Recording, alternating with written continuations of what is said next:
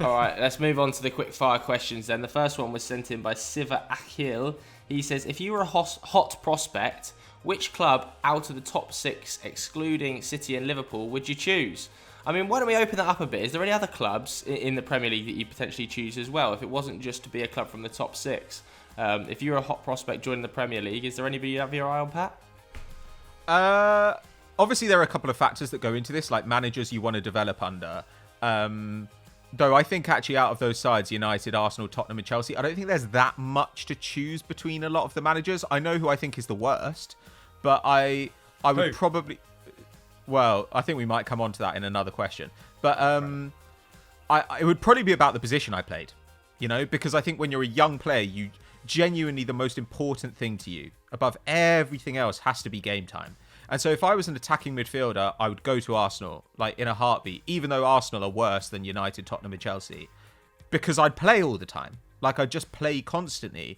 And that's a really good thing. Similarly, if I were a left back and I had the choice of United, Arsenal, Tottenham and Chelsea, I'd probably go to United because while they've got left backs, I think their left backs are probably the weakest. I think that there's more of a scope for me to get into the side.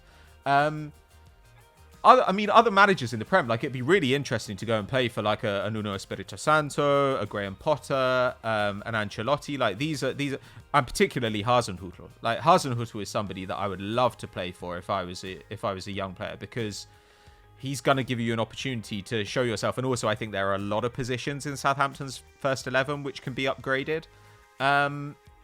So yeah, I think that you've got to find the exact right kind of biting point between quality manager, lots of minutes, interesting tactical innovation, and getting paid. So yeah, maybe a club like Wolves is actually like a really good fit. I think for me, I would pick Leeds United. Oh yeah, Bielsa. Leeds. I totally forgot Leeds. I just think that Bielsa is going to give you such a solid footballing grounding in terms of like tactical knowledge, pressing. Just everything about his sort of aura would make me as a young player want to join Leeds, learn from him and then look to move on. I agree. I'm not too sure if I was a youngster whether I would look to join any of the top 6 teams anymore. I think maybe that's a decision that youngsters have changed their mind on. Now they're looking to move away from the top 6 or join other clubs in which, like you said, Pat, they can get game time. Whereas once upon a time it was like, the ability to go and play for Liverpool. I really want to go and do that. Obviously, they might end up going there and never playing again. So I think Bielsa at Leeds, if I was sort of 18 to 21, I would be all over a move to Leeds. Yeah, Christ, I'd need Bielsa, to be perfectly honest, with my extremely limited skill set. So if I was looking to improve, I'd probably pick the best coach in that sense, rather than the highest profile club. I sort of agree with you boys. Who's got a good track record of developing talent? Brendan Rodgers is pretty good bringing the youngsters through.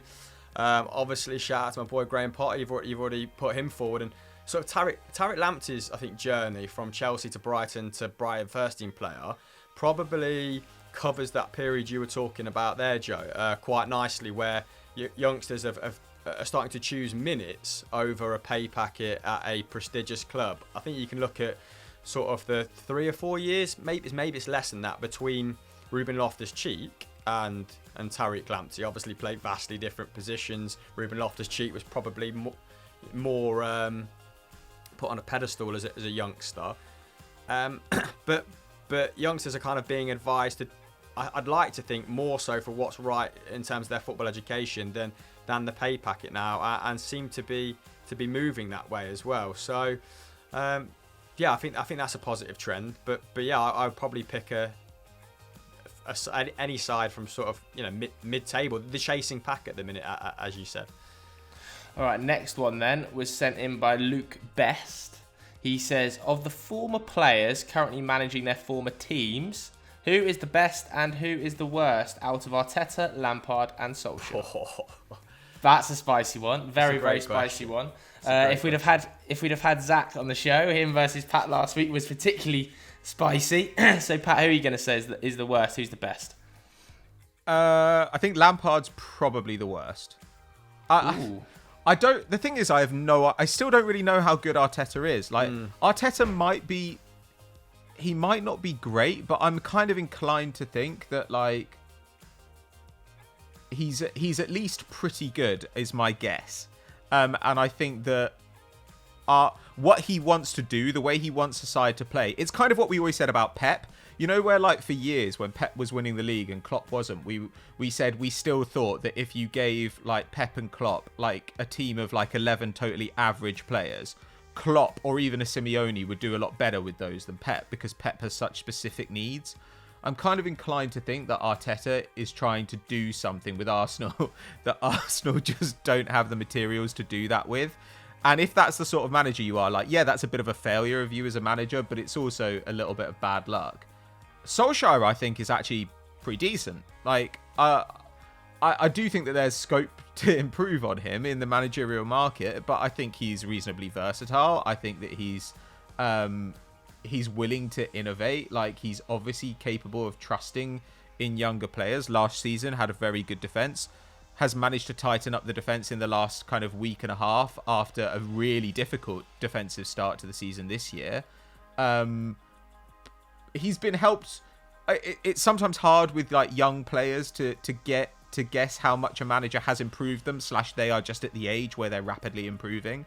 But certainly Rashford, since in the time that Solskjaer has been there, has gone from being a very good young player to being like one of the outstanding forwards in the league, in my opinion.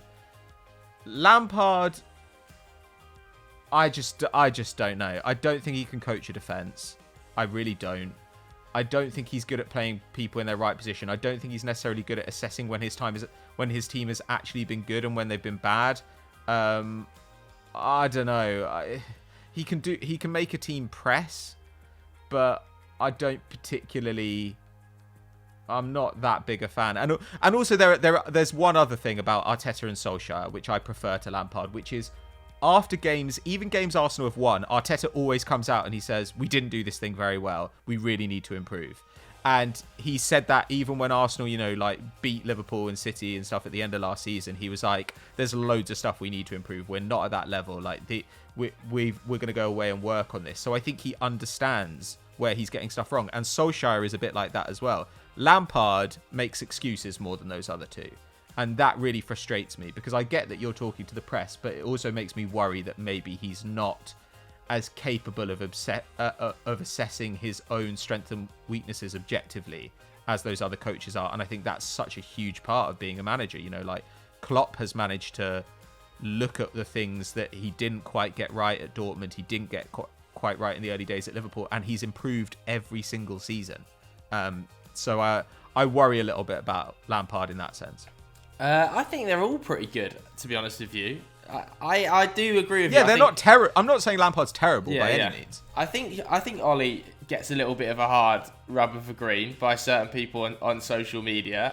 I actually think he doesn't get anywhere near enough credit for how tactically astute he is, especially when it comes to big games. People are like, oh, it's not Ollie turning up again against the big games. Well, he gets no real credit for that. It's almost like a meme, isn't it? That suddenly he out-tacticked? I don't know. Outmaneuvers his rival manager. Yeah. Especially like you saw that I actually thought against Leipzig was a prime example of that. Nagelsmann is known as a really tactically proficient manager, known for getting the very best out of an attack.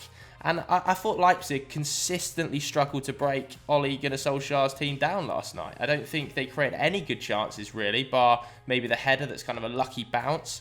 And Ole got it spot on with the way he used the two shielding defenders in the diamond midfield.